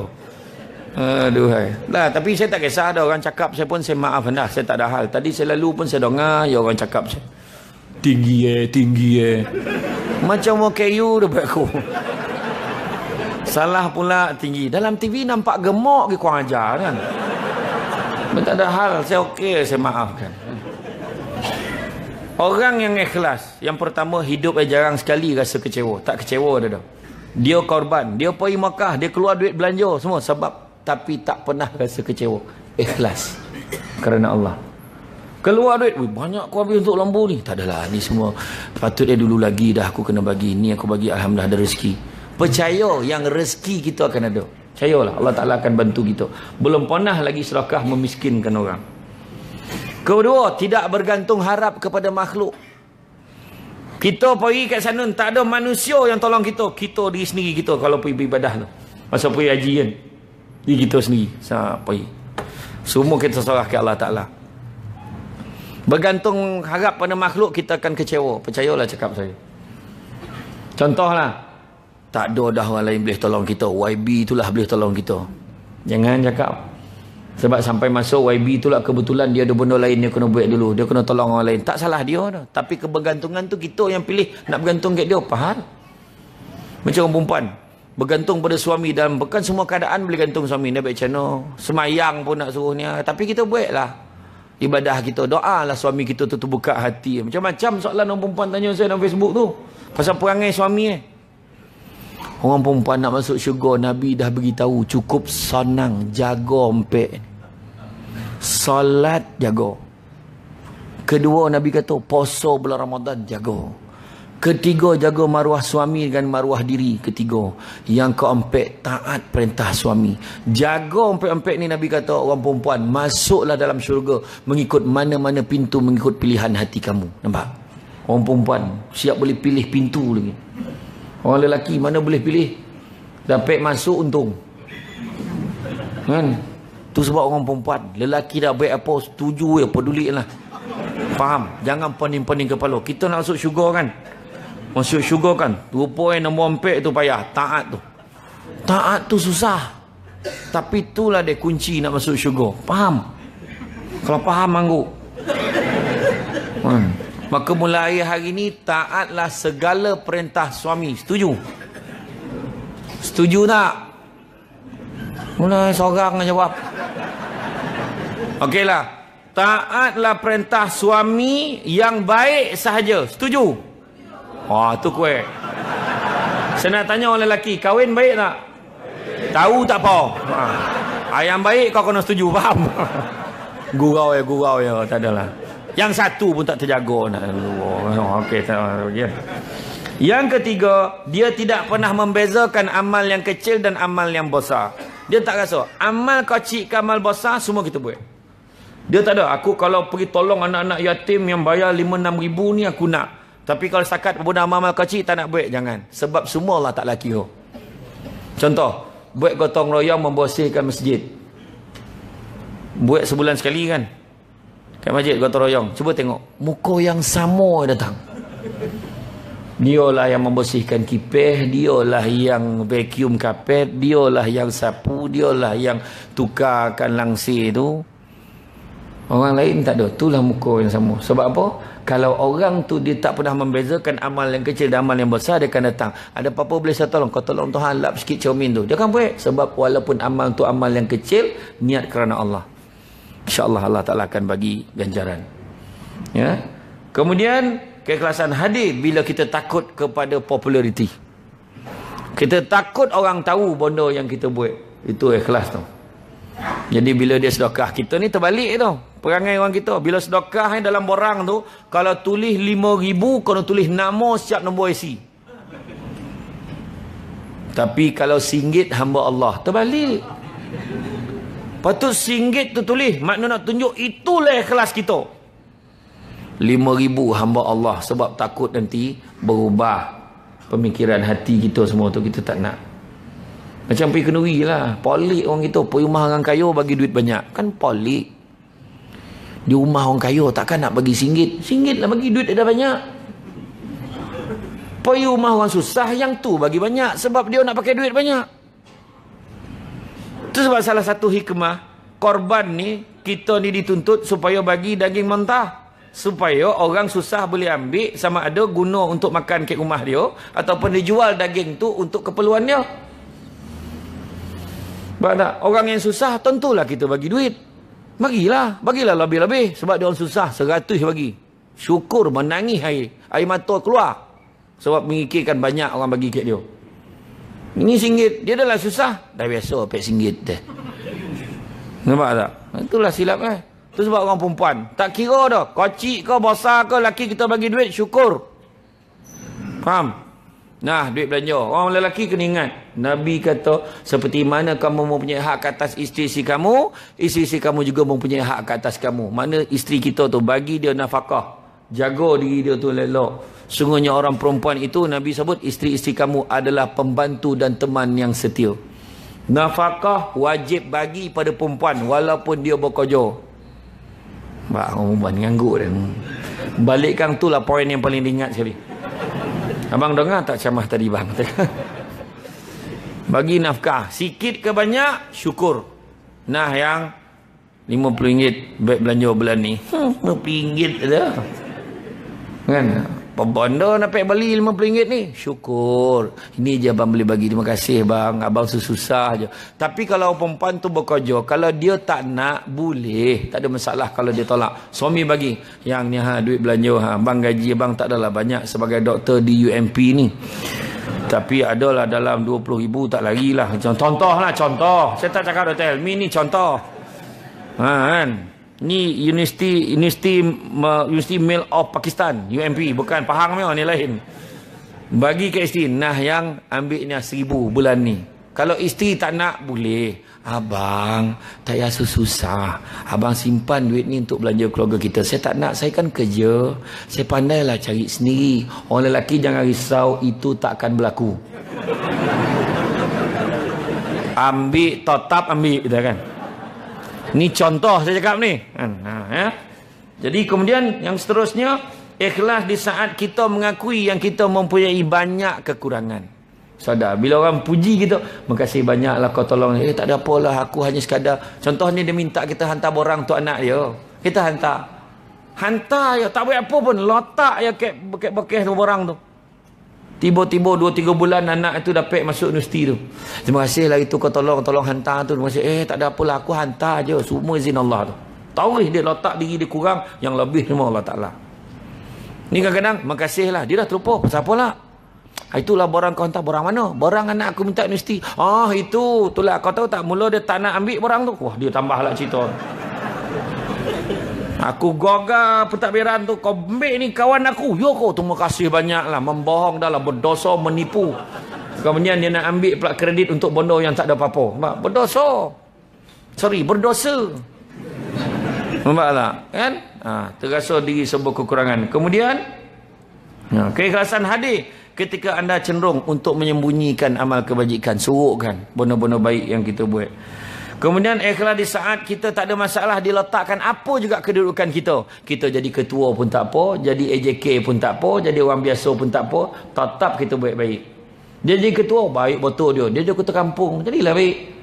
Berhenti jadi ketua kampung, kau boleh tak tolong dia? Tak dapat dah. Dia nak berhenti tak, kau carilah ketua yang baru sekarang. Nampak contoh. Kalau dia dah biasa buat baik, dia akan buat baik walau apa pun keadaan dia.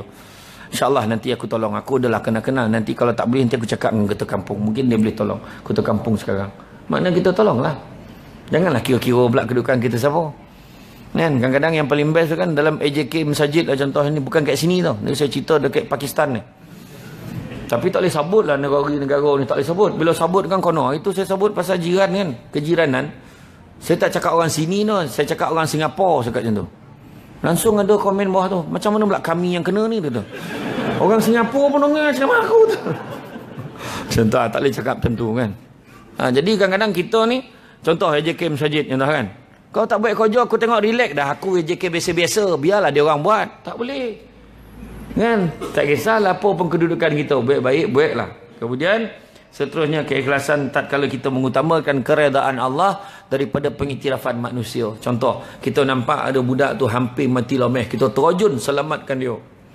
Terjun bawa ke tepi. Orang semua pun ambil gambar, cakap terima kasih banyak. Kita pun okey lah, tak ada apalah. Saya kesian tengok budak tu. Tiba-tiba bulan depan tu adalah seorang ni menyelamatkan seorang terjun dekat dalam parit. Bukan laut tu, parit. Nak lemah dia pun selamatkan budak tu. Tiba-tiba dia dapat anugerah. Dah bercakap hati kita, Dan yang pergi ke laut pun tak dapat. Apa hal dia dapat? Nampak tak?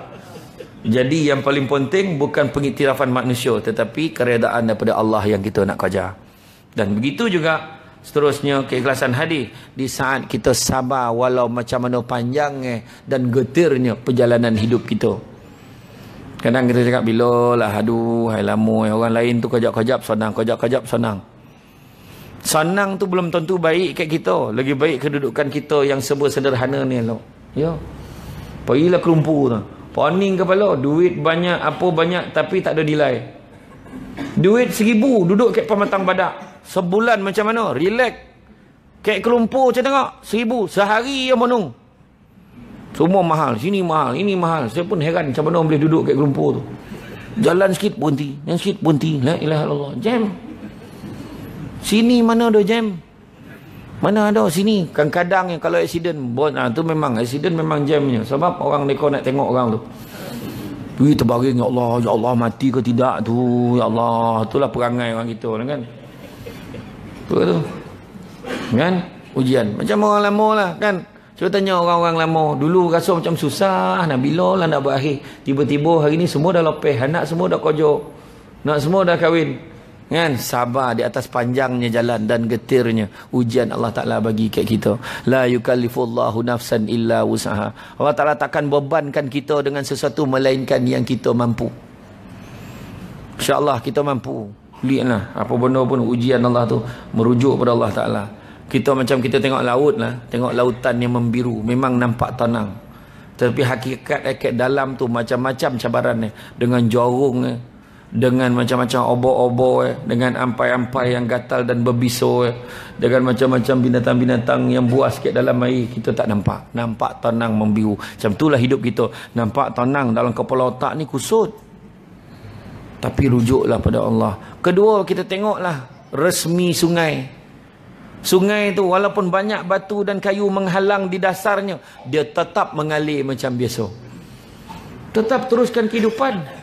Dan akhirnya dah tengok laut, dah tengok sungai. Jangan lupa mendongak ke atas. Bermohonlah kepada Allah. Itulah yang paling sebaik-baik makhluk. Apa juga yang kita buat, sandarkan kepada Allah Ta'ala. Minta pada Allah. Allah Ta'ala jualah yang memungkinkan sesuatu untuk kita. Bukannya benda-benda lain. Bukannya manusia, bukannya bondo. Barang siapa yang meletakkan kebahagiaan pada dunia, maka dia akan tertipu. Rujuk buku kitab kitab Mukasyafatul Qulub daripada Imam Al-Ghazali, baca tajuk Keburukan Dunia dan Meninggalkannya. Cuba baca. Dia meletakkan ke orang, memang habislah kita. Kita macam kan pernah tercakap, dan dapat duit 200,000 ni, relax sikit. Tertipu kita. Dapat 200,000 lagi tak relax. Macam-macam nak buat. Daripada elok pergi masjid, langsung tak masjid dah. Kadang aku dapat kereta baru ni, tenang dah hati aku, tak payah fikir apa lagi dah, sebab ni lah kereta idaman aku.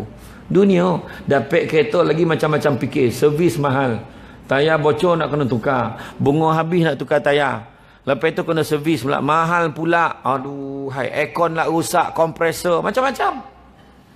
Jadi jangan tertipu dengan dunia. Akhirnya dunia tu tak kekal pun. Yang kekalnya adalah akhirat jualah yang kekal abadi. Kita kerja-kerja tu akhirnya tak ada apa. Pernah berlaku, ada satu kisah lagi saya tengok, 8 beradik. 8 beradik, tak macam mana amak tu tanya ke adik dia, sekarang ni amak nak bagi ke adik kau ni tanah pinggir. Tanah pinggir tu tanah terbiar masa tu. Macam mana korang nak kau tanah ni nak bagi ke adik kau? Tak apalah mak, bagilah ke adik tu. Nak buat apa, buatlah. Tanah tu pun tak boleh buat apa pun. Jadi adik dia bila dapat, jadi semua setuju sign, bagilah ke adik dia. Adik dia bila dah dapat tanah tu, adik ni kepala otak macam adik. Panggillah seorang peniaga ni, sama-sama tolakkan tanah tu semua, dah ratakan semua. Hentarkan tempat tu, kemudian buat construction, banner, dapat banner 5 pintu rumah kedai. Dapat jual tanah tu dengan harga 1 juta lebih. Dapat 1 juta lebih, adik dia terfikir nak bagi abang-abang kakak ai terasuk, biar rasa duit tu. Dia pun bagilah, ada dapat 20,000, ada dapat 15,000, ada dapat 10,000. Orang ni cerita sendiri kat saya ni. Saya pun tanya dia, kenapa lain-lain? Ada 20, ada 15, ada yang 10, kenapa? Sebab dia kata ambil kira marin dia orang pernah pinjam duit tapi tak pernah bayar. Makna kira okey lah. Tolak hutang dapat duit, okey lah. Betul tak? Dapat dia bagi seorang sikit. Tapi itulah dia, disebabkan rasa tak cukup nak ceritakan duit ni, adik-beradik ni mula rasa tak cukup. Dia cakap patut duit tu kena bagi sama rata. Dia pun gaduh, bawa pergi mahkamah. 7 beradik lawan beradik yang seorang ni. 7 lawan 1 bawa ke mahkamah, memohon supaya duit 1 juta lebih tadi bagi sama rata. 4 tahun turun naik mahkamah. Akhirnya mahkamah memutuskan kau dapat untung. Tu saya cakap, mahkamah tak cakap macam tu dah. Ni contoh nak gambarkan. Maknanya bila adik tu dah nak bagi seorang sikit tu, syukur dah. Sebab apa? Itu hak dia. Kalau dia tak nak bagi pun boleh. Akhirnya selepas 4 tahun, permohonan 7 beradik tadi ditolak dengan kos. Dia kena tanggung kos kalah tu. Tetapi kos yang paling besar adalah adik-beradik dah tak baik lagi dah. Apa nilai duit tu menyebabkan adik-beradik bergaduh? Buat apa? Ni apa nilai? Sebab duit kita gaduh dengan sesama masyarakat kita. Apa nilai? Sama fahaman, tak sama fahaman kita gaduh. Apa nilai? Sebab politik kita berpecah. Kita punya makmum ni berpecah-pecah. Buat apa? Kampung kita bergaduh. Buat apa? Sekejap perang raya tu besok kau tak puas hati dengan calon tu, kau pangkah muka undi rosak puas hati dia. Jangan gaduh-gaduh. Silaturahim nak kena jaga. Nikmat Allah Ta'ala tanya. Amanah Allah Ta'ala tanya. Nikmat Allah tanya. Nikmat umur, nikmat muda, nikmat harta dengan nikmat ilmu Allah Ta'ala tanya. Kedua Allah Ta'ala akan tanya tentang amanah. La imana liman la amanatalahu waladina liman la ahdalahu. Tidak beriman orang yang tak jaga amanah. Tak beragama orang yang tak laksanakan janji. Jadi amanah nak kena jaga elok-elok walaupun jawatan kita tak berasa amanah. Dan yang ketiga Allah Ta'ala akan tanya tentang silaturahim. Jangan sekali-kali memutuskan silaturahim. Ingat hadis ni Nabi sebut. Macam kita pergi ni melapah ke korban ni kan. Ramai-ramai datang, ada yang bawa pisau, ada yang bawa parang. Yang datang meracik, yang berburak. Bukannya cerita dia baik kerja lebih, baik kerja kurang. Tetapi percampuran masyarakat ukhuwah tu yang paling mustahak, yang besar tu. Kadang orang ni dia memang tak erti baik kerja, tapi dia pandai membungkui. Yang seorang ni dia pandai menyusun ni siapa, dia pandai. Yang seorang tu pandai menaik senarai, dia pandai. Jadi makna tu kita lengkap melengkapi satu dengan yang lain. Jangan lupa dalam satu hadis Nabi sebut, ingat hadis ni baik-baik wahai orang-orang permatang badak. Nabi sebut, tidak ada dosa yang lebih berhak Allah segerakan seksanya di atas dunia dan Allah Ta'ala simpan seksanya di akhirat. Saya ulang balik semula. Tidak ada dosa yang lebih berhak Allah segerakan seksanya di atas dunia dan simpan seksanya di akhirat, yakni dosa menderhaka pada kedua ibu bapa dan dosa memutuskan silaturahim. Ingat tu. Kita putus saudara, kau bukan lagi kawan aku, jangan buat-buat. Jadi rugi. Baik apa kita nak baik macam tu, lebih baik kita baik, untung kita baik dengan semua orang. Jangan nak poning-poning kepala. Tak kalau ada sahabat kita ada kelebihan, kita rasa gembira sama dengan dia. Sebab itu tanda-tanda orang ikhlas. Dia dapat kahwin muda, sonoklah kita.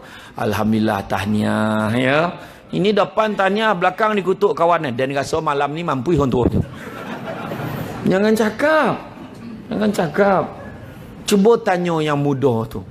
Cuba doakan, saya doakan mudah-mudahan berbahagia hingga ke akhir hayat. Kan elok. Dia pun tak pernah fikir dia kan kahwin dengan anak dara tu.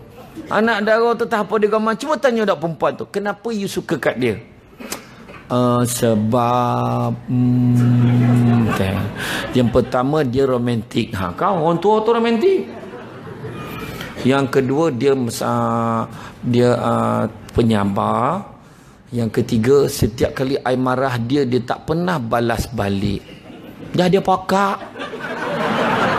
Tak terdengar. Kan? Apa yang pening-pening, doa lah yang terbaik. Kadang-kadang kita, satu lagi saya nak pesan. Kadang-kadang kita nampak kan, orang ni macam ni, doa lah yang elok-elok. Kita nampak dalam TV, orang ni kena tangkap sebab kes salah laku contoh. Orang ni kena tangkap sebab rasuah. Mulut nak kena jaga. Kadang kita cakap, ni lah dia. Buta hati, buta mata, tamak.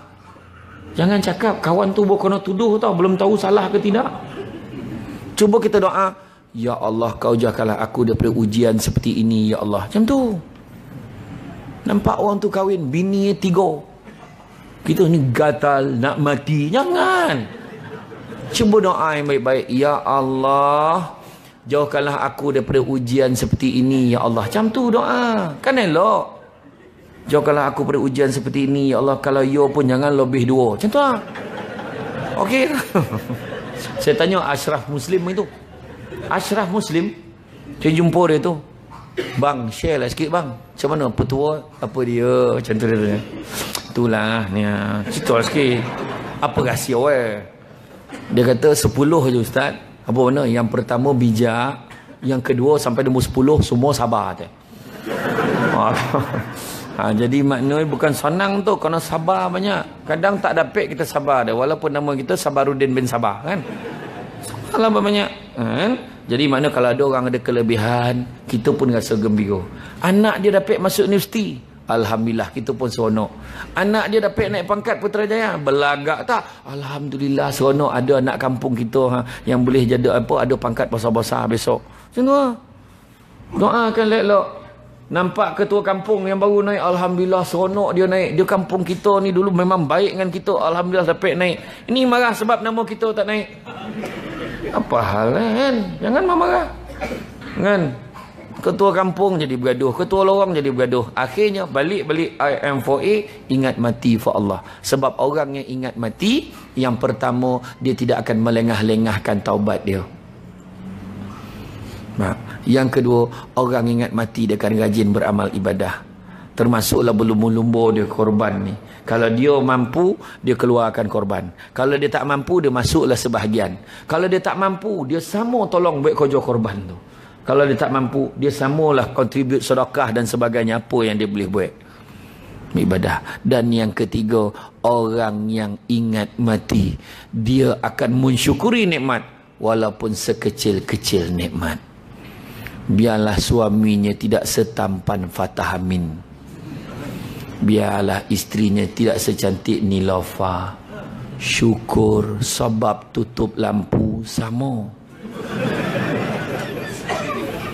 Apa paning-paning? Kau ingat Fazura tu tutup lampu menyala ke muka? Sama gelap tak ada lah. Kan? Saya tak pernah lah kan, tapi saya agak-agak macam tu lah. Tak tahu lah aku tutup lampu menyala, tak tahu lah kan. Apa kita nak bising-bising? Betul tak? Biarlah kereta dia Grand Livina, kereta kita Grand Liviva. Syukur isi minyak RM50 penuh. Saya naik Azia datang malam ni. Daripada Suamban Selamba. Tak ada apa, okey. Saya pernah naik Azia ni ceramah ke Maib Serdang. Dihalau kat gat tu. Orang ajar apa tu. Apa penceramah tak boleh naik kereta kecil kau? RM50. Berapa hari tahan tu? Tak payah poning-poning. Naik kereta besar kan. Poning bayar minyak maintenance tinggi. Naik tu senang. Ya. Sekali-sekali tu. Sampai yang Maib tu. Budak tu cakap, oh Ustaz, atas cakap parking. Saya pun naik atas. Yang jaga atas tu. Dia tu pusing. Saya pun pusing lah balik. Wah, apa hal ni kan? Sampai bawah. Disuruh turun bawah. Tak ada parking atas. Saya naik atas balik. Dia tak perasan muka saya. Bila saya naik saya lagi. Mak garam. Nampak dogi betul kereta ni. Berlari dia pergi kat kereta tu. Saya pun turun comin. Nampak ni? La ilah Allah Ustaz. Apa naik kereta kecil? Saya pun jawab. Sebab minyak dan bukan kau bayar. Cakap macam tu. Apa susah? Syukurlah kan. Ada sekali tu yang paling tak tahan tu naik Azia saya ceramah kat polis ni, kat Bukit Aman. Kat Bukit Aman satu, kat perumahan polis kat Serai Besi satu. Siap escort.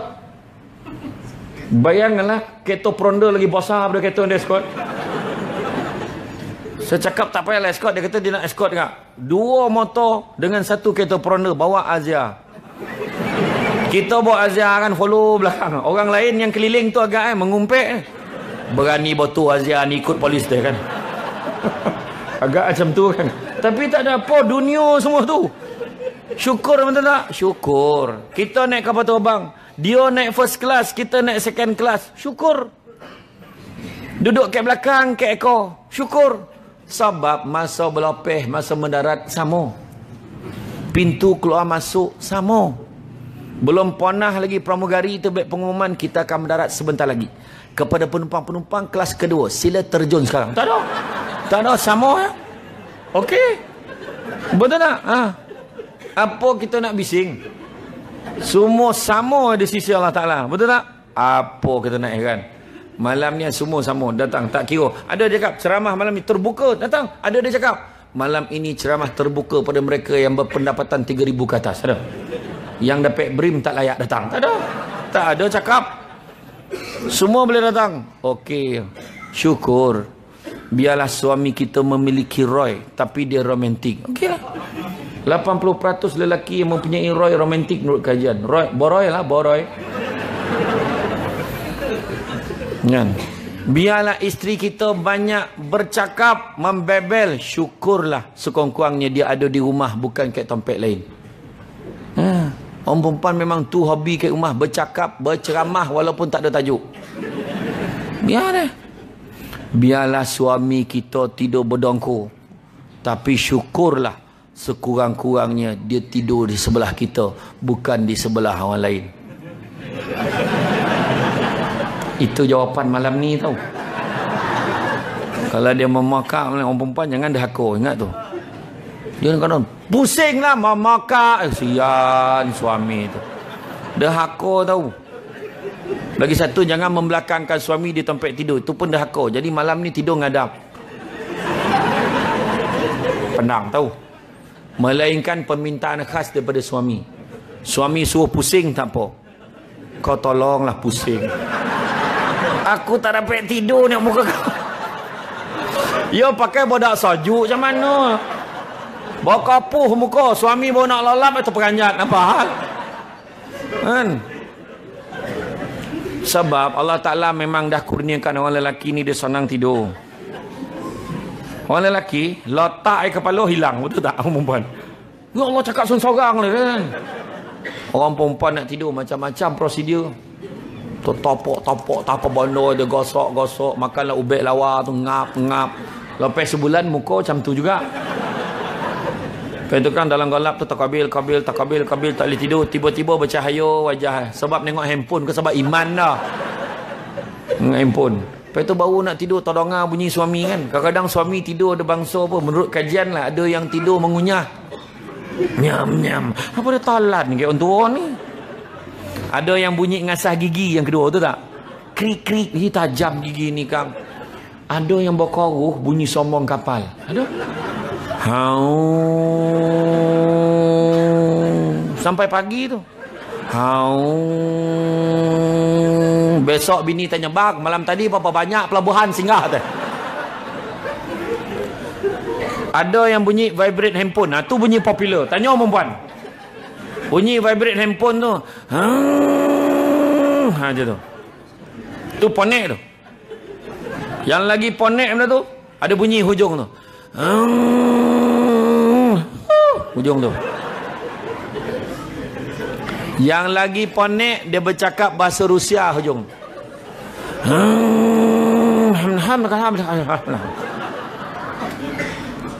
Orang perempuan pernah tak? Punyalah tak boleh tidur, sampaikan dia duduk tengok suami tidur. Pernah tak? Dia duduk sebelah. Apa yang kau tanggung ni bang? Climax saya tercokik. Kan? Kadang tu dia tengok tercokik. Apa hal lah? Kalau tak ke hidung ni, hidup ni. Tapi sonyap tau ni. Ada seorang makcik kat Rambau tu, makcik tu cakap, tak adalah masa lain yang paling makcik ingat kat pakcik kau time tidur lah. Dah tak terdengar bunyi lagi, barulah makcik sadar yang pakcik kau dah tak ada. Jadi mulai malam ni, kalau suami kita tidur berdengkur, bagi galakkan. Teruskan bang. Syukur dengan apa yang ada. Macam kita ni kan hari ni tengok berapa ramai sahabat-sahabat kita. Ni dah meninggal awal tahun, ni meninggal bulan lepas, ni meninggal. Sementara hidup kita. Hargailah apa yang kita ada. Syukurilah nikmat yang Allah Ta'ala berikan kat kita. Kan? InsyaAllah di lain masa kalau ada peluang saya pun gama nak datang sini lagi insyaAllah. Dr. Helmi dia dah rapat dengan saya dah. Dia jajak WhatsApp. Kek mana dah teh? Tu rapat dah tu. Ya, insyaAllah tak lama lagi insyaAllah. Kalau ada peluang nanti kita datang lagi. Kalau boleh biarlah maulud pula lah. Ujung tahun lah insyaAllah. Saya tengah ikhtiarkan ni. Sebab ada beberapa tampek adalah di tempat-tempat tertentu yang dengar postpone. Jadi nanti keep in touch dengan PA saya lah insyaAllah. Saya pun gama datang sini makan sadap. Iyo, tapi saya tak kisah benar dah. Apa-apa makan pun saya makan kan. Lepas ceramah kadang-kadang mihun ni kan. Tak okey. Malam ni apa contoh. Tak adalah saja ya. Syukur dengan apa yang ada, betul tak? Syukur apa. Jadi saya cukup sekat tu. Minta maaf banyak salah silap, terkasar bahasa dan sebagainya. Ada yang tidur tak? Alhamdulillah. Terima kasih banyak ya atas tumpuan. Saya tak marah dah kalau ada yang tidur sebab memang dah itu kelebihan orang mendengar ceramah. Tu saya minta maaf banyak, salah silap, terlanjur kata, bergurau dan sebagainya. Sesungguhnya yang baik itu datang daripada Allah SWT. Mana kurang itu berpunca dari kelemahan saya sebagai manusia biasa. Pokok sekayu daun selasih. Thank you, terima kasih. Assalamualaikum warahmatullahi wabarakatuh.